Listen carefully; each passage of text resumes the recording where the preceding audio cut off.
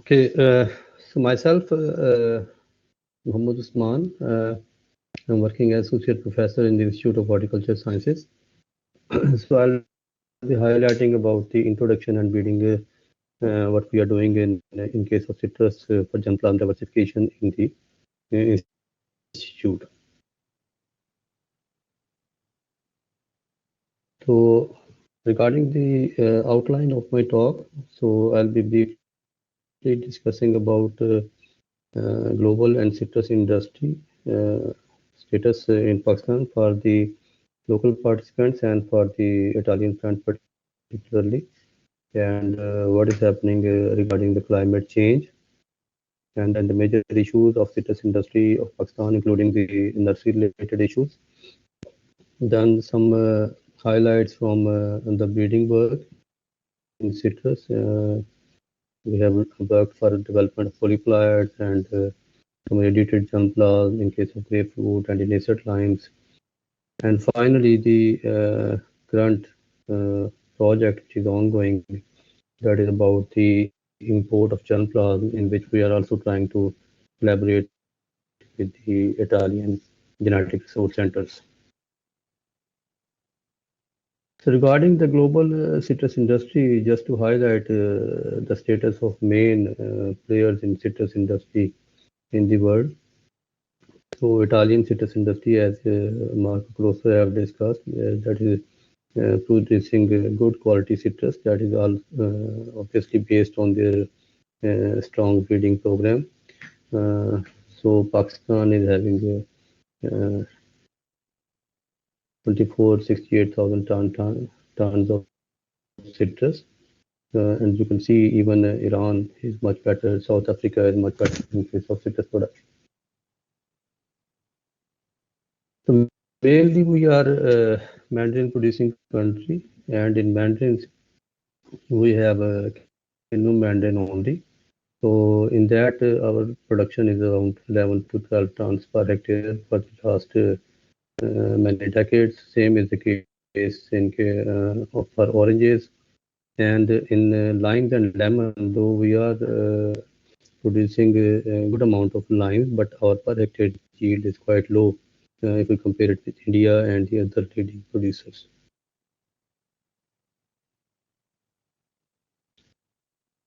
So in case of grapefruit, though the most of the leading varieties which are being cultivated in the world, they are produced by US, but China is having more area under the grapefruit, and they are producing about 80% of the grapefruit of the world. So in Pakistan, there is a very negligible area under grapefruit production. So that was the reason why I selected grapefruit for my project and for the development of the germplasm.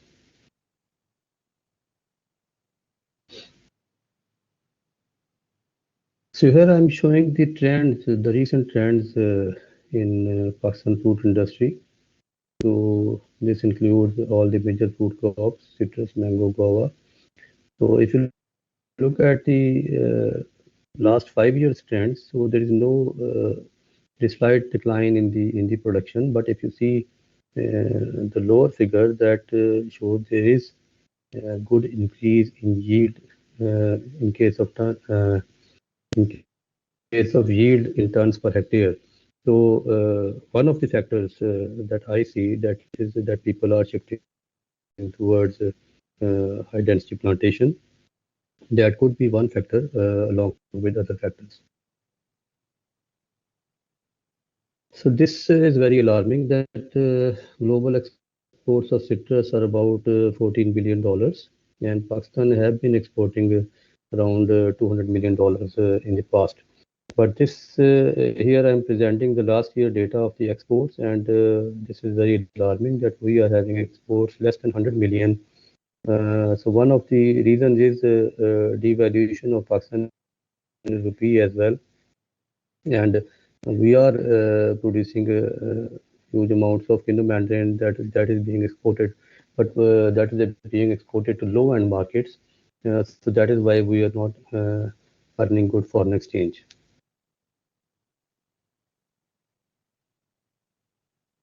So regarding the climate change, so that is a very alarming situation again. We are facing that. So this figure is about 10 years old. Uh, that shows that there is increase in the rainfall pattern in this particular region where I'm sitting in Faisalabad. So in the upper region, the hilly areas, the temperature is rising, and same is the case in the coastal areas of Balochistan and Sindh. If you see the projected probability of the heat waves, so in coming years, there is a lot of probability of having heat waves which could be faced frequently. And if you see this graph that shows this steady increase in the temperature from 2 to 4 degree, which is expected at the end of this century. So that is very alarming for Pakistan. So same is the case of annual precipitation rate. Rainfall patterns have changed, and we are experiencing that. There is a lot of rains for some time, and then there is a long drought patch. So that is happening for the last few years. So that is current data. If you monitor the drought situation in August 2023, there was mild drought in these areas of Balochistan and some parts of Sindh and Punjab area. The same is the probability of drought as heat. With heat, drought is also increasing. So drought situation, and uh, this has happened last year. There was a rain burst. Because of rain burst, we have flood. And what meteorologists they are predicting that either will be having floods or will be having drought. So along with the flood, there is also a lot of loss of the crop and wild germplasm. So that is another prediction regarding the climate change. So minus 50% productivity is expected or predicted compared to 2015. Whatever we have been producing in 2015, so in 2050, if it goes on in the similar manner, so our productivity will be uh, half than the 2015 productivity. So this highlights that how much risk and threats are there to the citrus industry and for the food security as overall. So coming to major issues of the citrus industry of Pakistan, as Dr. Ahmad Sattar mentioned, there is main issue is monoculture. We are lacking genetic diversity. For the last many decades, we are having Kinnu mandarin, which is also declining now. In oranges, we have Basami or Sakri. In grapefruit, we have only one variety, which is Chamber. And in limes, we have Mexican or the Chinese lime varieties. So there is need for introduction of new varieties, the screening, selection, and the breeding programs. So in citrus, there is issue of seediness and polyembryony, but here I would like to mention that is very useful. As Dr. Caruso has mentioned, there is a lot of potential of clonal selections. So here polyembryony could be helpful. And there is long juvenility and incompatibility issues for breeding programs. Heterozygosity is high in citrus because of cross-pollination. So citrus producing farmers, they are shifting now towards high density plantation, but still mostly the farmers, they are still having a low planting density. For that reason, we are having low per hectare yield. So productivity is overall low, and the issue is of fruit quality. The fruit quality is not that good, so that it could be exported to the high-end markets. And there are issues of shelf life. In pests and diseases, screening is a major issue. Phytophthora is there, canker, CTV issue, and the fruit fly. That is also a serious problem in citrus as well. So still, we are struggling to have certified nurseries, and I have discussed in detail the issue of climate change. So back in 2003, our Vice Chancellor, Professor Dr. Iqrar Khan, he introduced the concept of containerized nursery and production of scientific citrus nursery. So in the Institute of Horticulture Sciences and in Pakistan, so we started working on shoe tip grafting, and screen houses were developed, and the germplasm blocks, so where we could produce plants under controlled environment and controlled conditions, so that should be pest free or virus free plant production may be done. So later on, we optimized the potting media for early germination of the rootstock, and then we have been struggling to develop a media sterilization technology. So we followed the models of US and Egyptian models, and we developed a media steam sterilization generator and a trolley to introduce this steam pasteurization technology for media sterilization. So this prototype steam unit was developed, and this has been replicated at other institutes as well. So with this, we introduced this technology. We signed some MOU with the progressive growers, and we published manuals as well, so that the farmers could get the awareness about it. Regarding the introductions of citrus germplasm, most of the varieties which are being commercially produced in Pakistan, they are all introductions. In Mandarin's Kinnu, that was introduced from US, Futal early from uh, Australia. Similarly, sweet oranges, mostly these are introduced. Grapefruit varieties, these are introduced from US. And another, there was successful program of citrus germplasm under ASLP project from Australia. So they have uh, introduced a lot of material.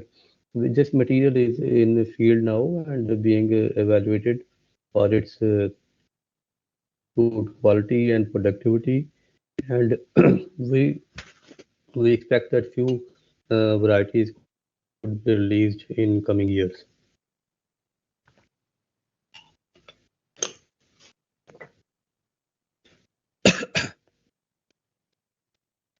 So we do have good germplasm collections at Tarnab station in Peshawar. You can see the pomelo and lemon and orange varieties. So in that area, the sweet oranges are good because of low temperature. So as we discussed briefly by Dr. Caruso as well, there's a lot of potential of mutation breeding. We could develop new varieties. We could induce novel traits, including seedlessness. Fruit color could be increased.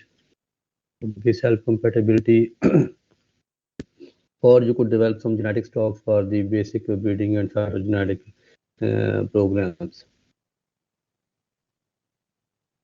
So there is a lot of potential in mutation breeding for crop improvement. So far, 20 fruit species, 50 cultivars have been developed, 2 in grapefruit and 6 in mandarins.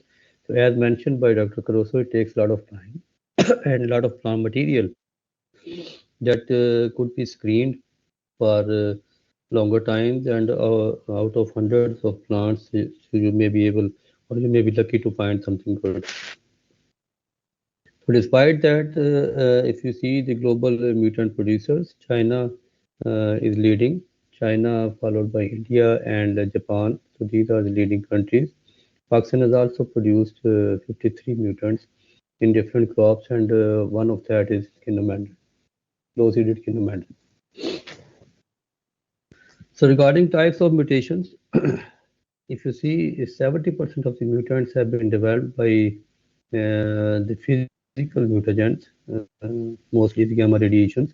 So based on these facts, we also started this program, and there is a lot of potential in grapefruit. So we selected grapefruit for that. Or case of insertional mutagenesis, some biotech tools could be used for mutations, inducing mutations like transposable elements or cDNA, agrobacterium, or the modern technology, genome editing technique using CRISPR-Cas. These are some of the recent success stories in which the different triploids, sugar belly is very popular, or Sappho is triploids, Falglow is also a low-seeded mutant, so that has been developed by crossing US early ploids, so that is also radiation induced. So these are some of the examples of success stories in case of mutants. So flame seedless and star ruby are good examples in grapefruit. So these are radiated mutants. Tahiti lime is there. So low seeded quinoa, as I discussed, and Murcutt and Tango are very good and highly desired varieties developed by Melrose. So these are some of the spontaneous mutants, as mentioned by Dr. Grosso, that there is a lot of potential of selection. So ruby red is a selection. Then there are Washington navel selections. I remember that New Zealand they have developed some good selections of star ruby. These are different from, these are improved selections compared to star ruby, which was initially developed by US. And in case of induced mutants, star ruby is also induced. Rio red, Mignolet angelo, low-seeded variants of Kinnu, Daisy, and Fairchild. So these are have been developed by induced mutations. So there is a lot of potential. So we have been working on development and characterization of polyploids in case of mandarins and oranges. So we used colchicine for that, treated seeds, and then by chromosomal counting, so we characterized that mutant polyploids, and then we characterized this germplasm using SSR markers. So similarly, we also developed polyploids in case of grapefruit using embryo culture. In tissue culture, these embryos were treated with colchicine, and then we characterized the material by using looking at the phenotype, then somatal screening, and then physiological and biochemical characterization, followed by molecular markers. And this material is also in field for further evaluations. Okay, a few years back, I started working on grapefruit germplasm based on that was funded under a project by HEC, and we collected different germplasm which was available at Sister Research Institute, Sargodha, and our own gardens.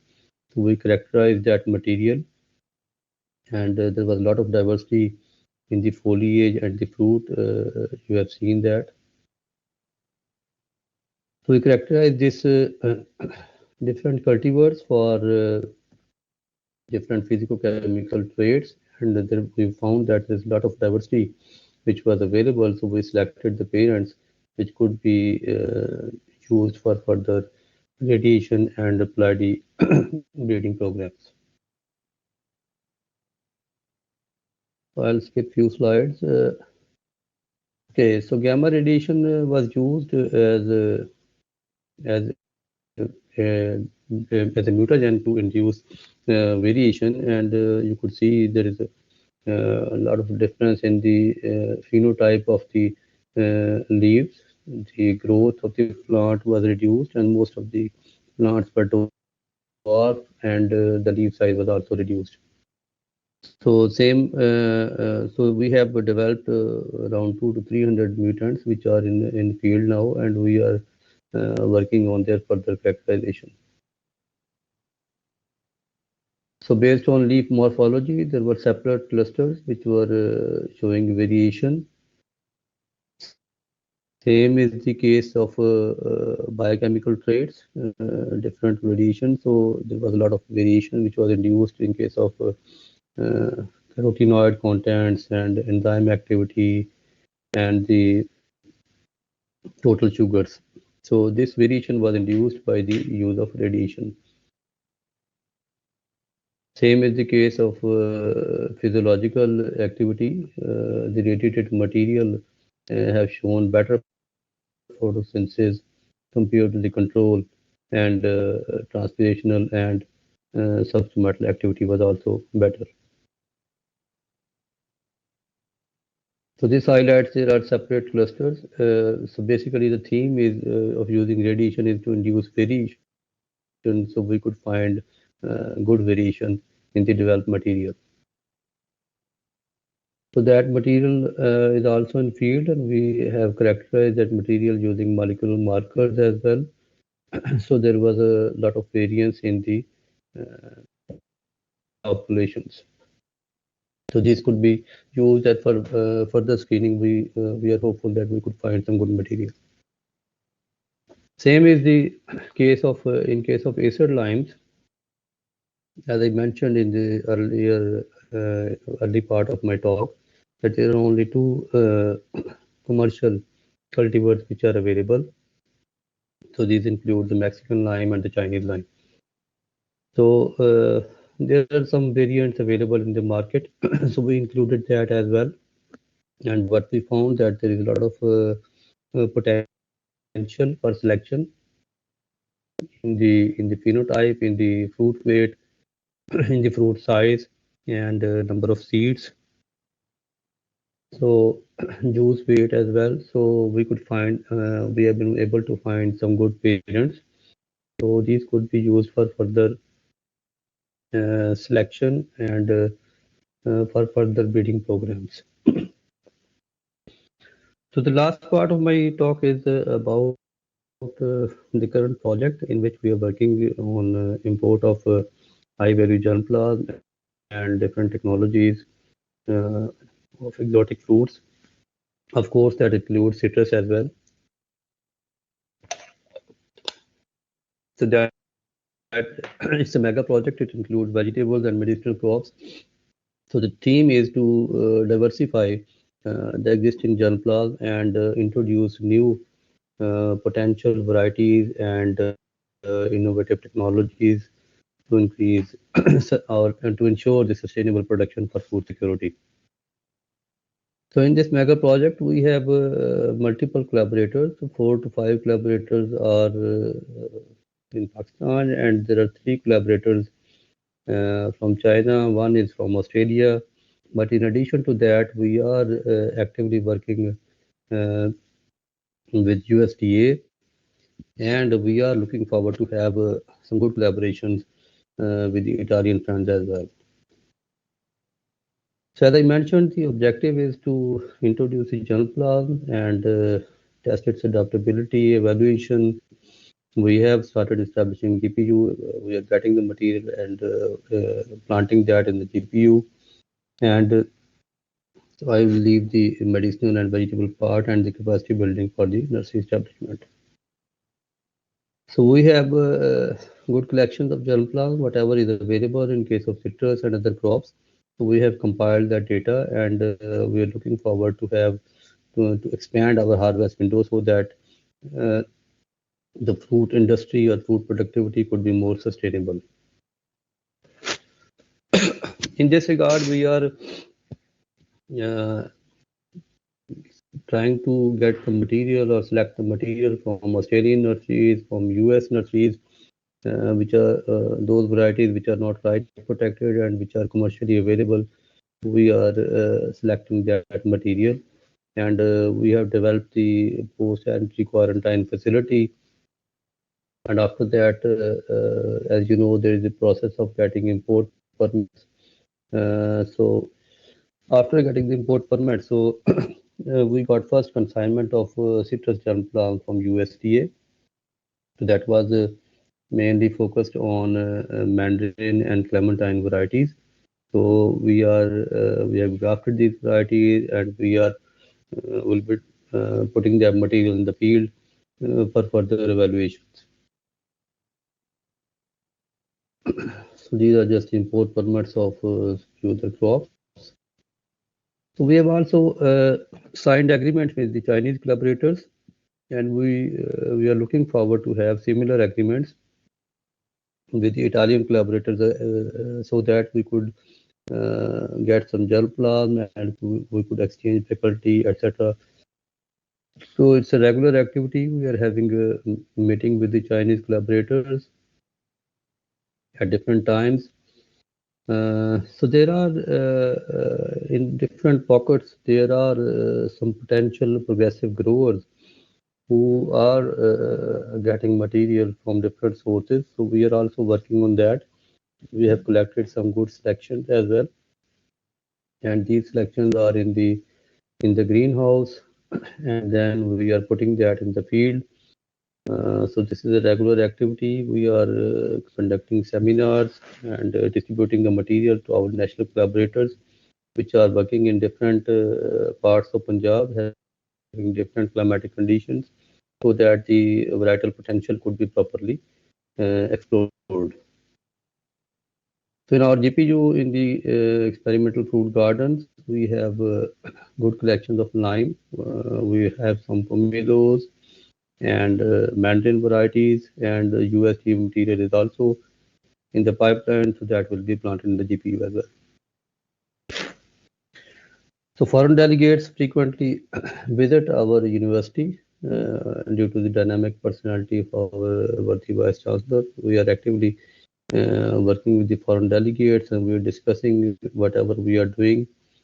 Uh, these are some visitors from Russia, from China, from Japan. So this is an ongoing activity in the university. So these are some local visitors, some other local delegates, and our Secretary Agriculture is also very active. So being a part of the university, that is a regular activity that we are supposed to publish. We are publishing book chapters and books and articles as well. So finally, I would like to conclude that there is a great morphochemical and genetic diversity is available in the parental material. Whatever we have screened in case of grapefruit, in case of research limes, and there is a lot of potential that could be used for future breeding programs. And the way forward overall for the multiplication of the promising material that we have screened, the exotic germplasm collections, its adaptability and evaluation, and still we are struggling to have certified and scientific nurses despite last 20 years the program was initiated by our institute. There is a lot of potential for intervarietal hybridization in the selected parents and selection for climate resilient and stress tolerant varieties. So in Pakistan, we need to expand the citrus production and create new citrus cultivation zones because in old zones like Sagoda, there are a lot of diseases now, so we need to shift to new areas.